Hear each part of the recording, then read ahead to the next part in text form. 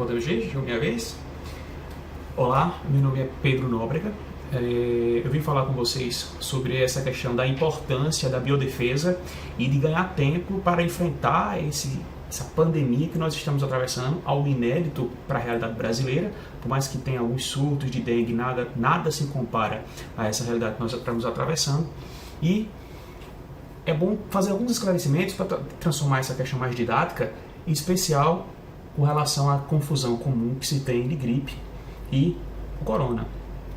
Inclusive, eu vou inserir algumas imagens. Se eu subir esse vídeo para o YouTube, eu vou inserir algumas imagens para transformar isso de forma mais didática, para facilitar a compreensão. O corpo, que nunca teve contato com esse tipo de patógeno, com a estrutura dele envolta de uma matéria genética de RNA, protegido por um escudo, por uma defesa, por uma armadura de lipídio, de uma gordura, e tem os conectores de proteína, que esse conector que pluga a nossa célula. Quando ele faz essa conexão com a nossa célula saudável, ele transforma ou ele escraviza a nossa célula em um gerador de novos vírus. Dessa razão ele estoura, aquela célula saudável estoura, transformando outros potenciais células em novos vírus. E aí a multiplicação vai tomando conta do nosso corpo e nosso sistema imunológico ele ativa nesse momento, quando é detectado esse novo elemento dentro do nosso corpo. Ele começa a enviar neutrófilos e linfócitos T. Só que o corona ele é tão, entre aspas, esperto que ele começa a confundir o nosso próprio sistema imunológico, que começa a combatê-lo, atacá-lo com o que tem de melhor. Os neutrófilos, eles são ótimos para atacar as coisas, incluindo nossas próprias células. Eles atacam com a violência muito forte e, em geral, nossas células se regeneram. Portanto, isso teoricamente não deveria causar grandes problemas e não causará para a maioria das pessoas. Já o linfócito T, ele é um pouco diferente. Ele ordena que a nossa própria célula ela se suicide, se autodestrua. E nessa confusão causada pelo próprio corona, as nossas próprias células saudáveis também se destroem, se suicidam, evitando assim uma propagação muito grande. E em grosso modo, durante esse combate, ela acaba destruindo a membrana que reveste nossos alvéolos pulmonares, deixando ele vulnerável. Esse combate de dias e até semanas do nosso corpo, do nosso sistema imune contra o vírus, ele acaba, na grande maioria das pessoas não causam grandes danos, mas algumas pessoas ficarão com os tecidos do próprio pulmão, dentro dos alvéolos, aquela membrana que protege, responsável pela respiração, pela troca de gases, de oxigênio e gás carbônico, ela fica vulnerável à bactéria, que já está no nosso corpo e não causaria grandes problemas, se não fosse pela bagunça que o coronavírus fez no nosso corpo.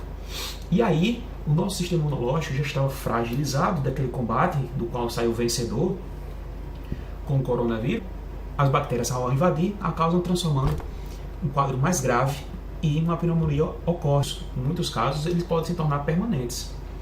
Esses estudos permanentes vai comprometer um pouco alguns estudos chineses, eu vou deixar a maioria das referências no final desse vídeo. Quando esse quadro que as bactérias acabam atacando também o corpo, em geral, acontece um processo sintomático e de combate entre o paciente e o vírus, acaba abrindo espaço para que as bactérias infectem. Após essa disputa, o quadro de pneumonia se estabelece e o paciente, muitas das vezes, vai precisar de respiração ou ventilação artificial. Essa ventilação artificial vai mantê-lo vivo até que o corpo consiga, na boa maioria dos casos, vencer, reequilibrar e aí o paciente sai daquele quadro de gravidade. Mas para que isso não aconteça, é fundamental ganhar tempo para que não aconteça uma pandemia rápida. Numa pandemia rápida, o sistema de saúde ele é sobrecarregado, e isso já não é nenhum conceito novo, já é um conceito já dito por vários órgãos, imprensa, a própria universidade, especialistas já falaram sobre isso, mas para reforçar e para ilustrar bem, diminuindo a primeira onda, é possível que nós sejamos de vítimas de pacientes de sobrecarga no sistema. E lembrando, é uma disputa de tempo. O coronavírus ele é especialista em devorar não só a saúde, mas o tempo também. Ele é super rápido de contaminação. pega quase todas as sociedades desprevenidas, desde as mais estruturadas. Mesmo que as estruturas, os hospitais estejam com todos os leitos disponíveis, o volume é tão intenso que a sobrecarga vai culminar com uma das piores decisões que acontece na área médica. Quem vive e quem morre para atender os protocolos internacionais, a pessoa que tem maior expectativa de vida acaba vencendo nessa disputa. E muito no começo foi dito que algumas sociedades, também alguns representantes disseram que isso seria um percentual muito baixo. Só que veja só, para que não afetasse a economia, mas veja, o capital humano não tem valor. Pessoas de 50, 40, enfim, que tem um nível de possibilidade de complicações maior, 70 anos, 80 anos, tem um capital humano gigantesco. Quanto tempo de bagagem, de experiência, de conhecimento essa pessoa construiu para ser simplesmente descartado como uma casualidade? Isso é um absurdo. Isso é um absurdo que já foi revisto. A maioria dos líderes reviram essa posição, que além de cruel e desumana, até pela ótica do capital dentre recursos e o capital humano é sempre melhor, é sempre mais produtivo. Você não pode ressuscitar ser humano, mas a economia você ressuscita, por mais que seja um dano muito grande, muito grande. E outro detalhe da rápida pandemia, que nós não podemos ignorar, é o fato daquela curva, visualiza aquela curva, tentar colocar isso dentro do vídeo também. Se houver uma rápida pandemia, a diminuição da capacidade de carga também é muito grande, porque veja, profissionais de saúde também adoecem, o nível de estresse é muito grande, a carga de trabalho é gigantesca, alguns se infectarão ou ficarão tão expostos que podem pegar uma outra doença. O estresse também ele é capaz de causar alguns sintomas parecidos com influenza e deixar você afastado do trabalho preventivamente. E aí a capacidade que já estava no limite, ela acaba reduzindo ainda mais. Nós não podemos deixar isso acontecer. Por isso que o ganho de tempo é importante pelo seguinte aspecto. Precisamos de insumos, EPIs, estruturas. Estamos também no Brasil, que adoram burocracia, adoram documento assinado 3 vezes, adoram assinatura em 2 vias, adora um apadrinhamento político de ser fulano de tal, aquele que levou a solução para tal caso. Então tudo isso corrói tempo, gasta tempo. Fora alguns oportunistas que aproveitam uma situação como essa para dar uma inflada absurda em preços, colapsando ou atrasando aquilo que não poderia perder tempo. Então tudo isso, se for feito a toque de caixa, ou até o toque de caixa não dê tempo, é o pior cenário que nós podemos passar. Uma frase curiosa, que eu até já escutei muito por aí: para que facilitar se pode dificultar? É um escândalo, um absurdo isso. Um absurdo. Mas há quem ache isso interessante. E nesse ganho de tempo, que é importantíssimo, e aí é uma das nossas vantagens geográficas em relação ao epicentro, é esse. Se a China está do outro lado do planeta, nós podemos ver país a país aqueles que optaram por ignorar o fato, aqueles que optaram pela prevenção e a estruturação e a experiência de outros quadros de epidemia, como Coreia e Japão, trouxeram resultados bem diferentes. Aqueles que ignoraram, subestimaram, temos os resultados. Aqueles que já estavam com mais experiências, com maior experiência, com disciplina maior de atender o chamado para se recolher, para entrar em quarentena, para fazer isolamento social, evitar o contato próximo, já tem resultados bem melhores. Então, assim, de ponta a ponta, conseguimos tecer vários exemplos. Se estivéssemos vizinho à China, geograficamente, fôssemos um país colado ou muito próximo, dificilmente, com a realidade que temos hoje, teríamos um resultado até então razoável. E essa importância do isolamento eu vou tentar subir esse vídeo junto com alguns exemplos que eu olhei do Three Blue e One Brown. Mudança de hábito diário pode multiplicar o raio de alcance de infecção com terceiros, com outras pessoas. Se houver grandes hábitos de higiene, de isolamento, de quarentena, esse risco pode cair pela metade. E isso impacta na velocidade de transmissão. As pessoas não andam de forma aleatória. As pessoas costumam, o cotidiano, de ir para um lugar frequente. um shopping, uma escola, um centro comercial, um fórum, um hospital para quem trabalha nessa área. Então, assim, são pontos centrais de contato de elevadores, de maçanetas, que várias pessoas circulam por aqueles ambientes e que podem ficar suscetíveis a esse tipo de contaminação. Por isso que o segredo, um dos pontos chaves para diminuir, é detectar e isolar os contaminados. Esse é um modelo excelente de eficiência. Nessa forma, um dia após ser infectado, as pessoas são enviadas para a quarentena. O efeito é conter o chamado espalhamento da doença.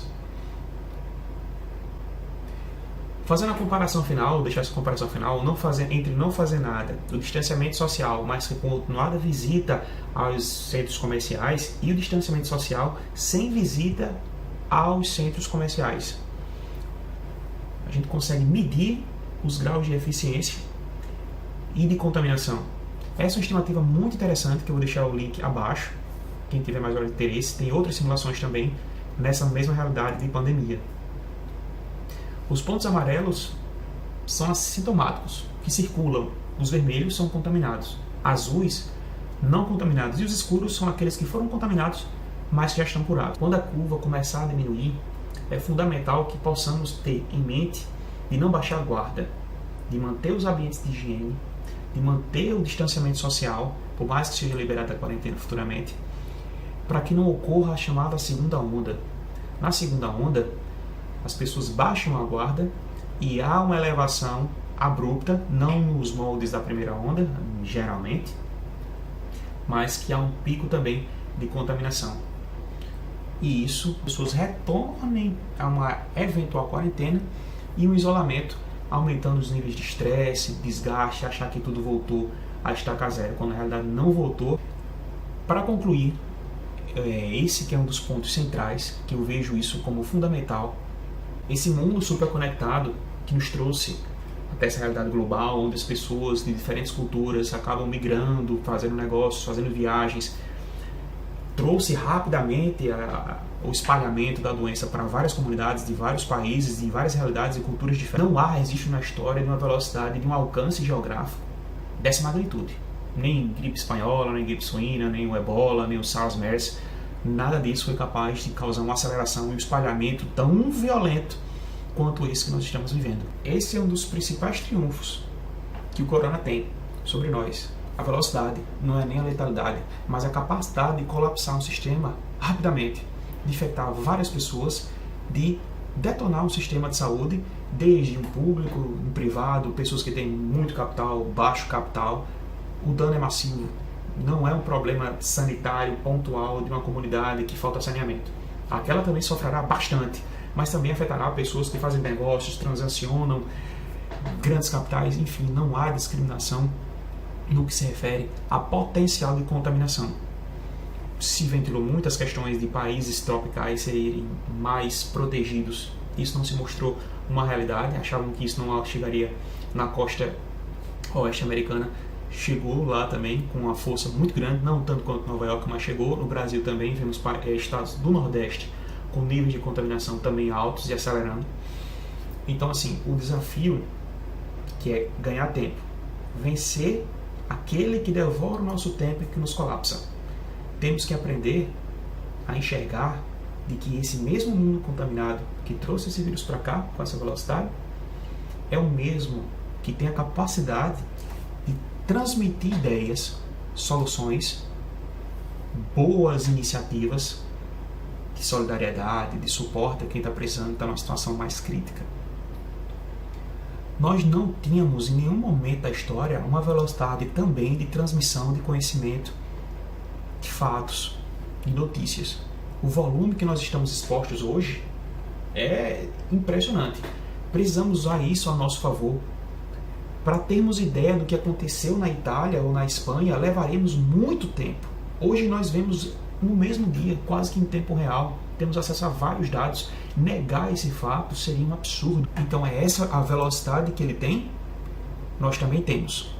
De conhecimento, ciência, informação, notícias de qualidade.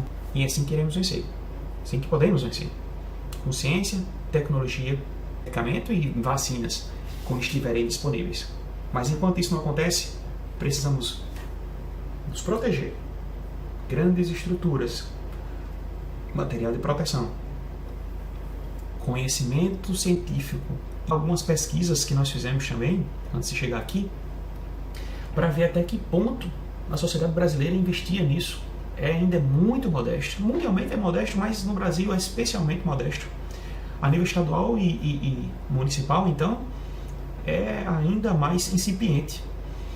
Precisamos ter controle que antes que se tente rotular que isso só deu um fato de algum asiático ter tido contato com um animal selvagem, que essa tese ainda não se comprovou, mas é uma das mais aceitas, temos que lembrar também que SARS-MERS, gripe aviária, a gripe suína, elas decorreram de animais que estão no nosso cotidiano, como aves e porcos.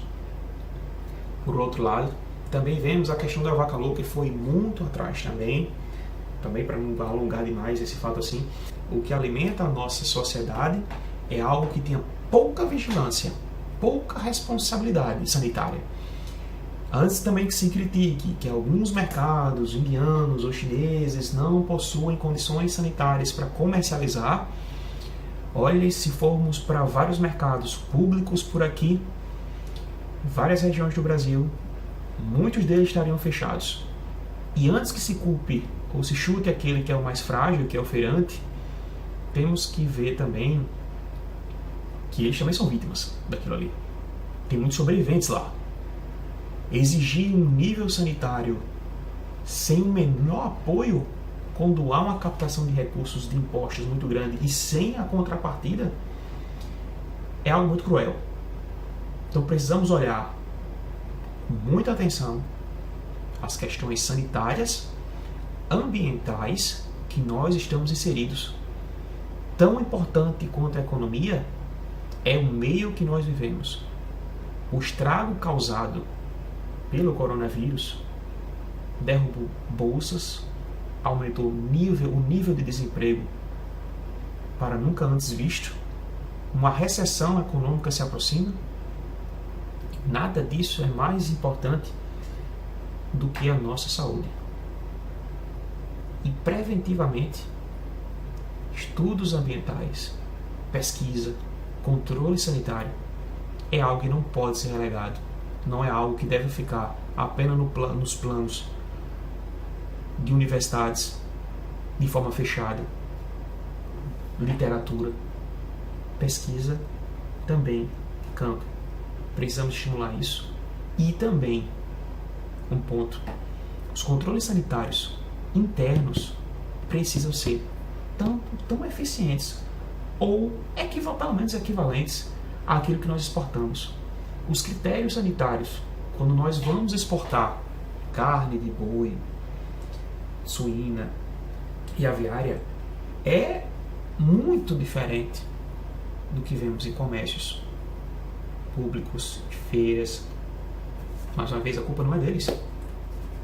Ou será que o poder público não enxerga isso, nunca viu isso, sabe que isso existe? Então, o mundo como era antes, como a Atla Yamarino fala, não será o mesmo. A menos que nós queiramos passar novamente por episódios como esses, que podem demorar, mas eventualmente podem acontecer. Tá? Enfim, eu acho que ficou um pouquinho longo o vídeo, mas são essas as informações que eu queria trazer para vocês. Agradeço demais o convite. Foram enviadas algumas perguntas para mim aqui. Deu um probleminha no final do vídeo, não deu tempo de fazer a despedida de forma adequada. Agradeço o espaço. As perguntas podem ser enviadas. Teve algumas perguntas que foram enviadas já, mas eu vou responder isso em outro vídeo, porque senão ficaria gigantesco. E se quiser mais alguma pergunta ou algum questionário, alguma coisa assim, pode falar lá pelo Instagram, PedroNóbrega01. Vou deixar até o link aqui para facilitar, tá? Agradeço demais e vamos unidos passar por essa onda difícil, mas superável.